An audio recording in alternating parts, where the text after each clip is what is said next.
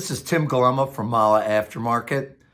and I'd like to begin a series of technical tips I think I can offer you about gasket installation. These are simply mistakes I have made over the last years that I think could maybe help you out and maybe avoid some of the common mistakes that are made every day, sometimes by veterans, sometimes by guys that are new. But first of all, I think one really important concept that needs to be understood by anybody that's a professional technician today that I didn't really suffer from long ago. I mean, it isn't that it didn't happen, it just was rare because YouTube didn't exist.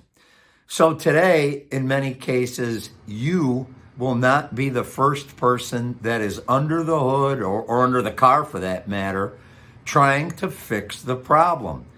Many people believe that they could go to YouTube and figure out how to change a thermostat or how to change a water pump or a belt or pick it, 1,000 relatively simple activities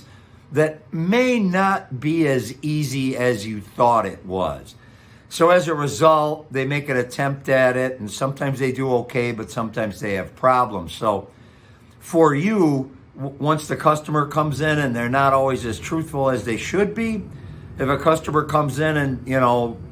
maybe they're going to tell you they have a leak or they have a heat problem or, a variety of things that they might say, you're going to have to take a look around to see what may have been touched other than in the area that may be the original problem.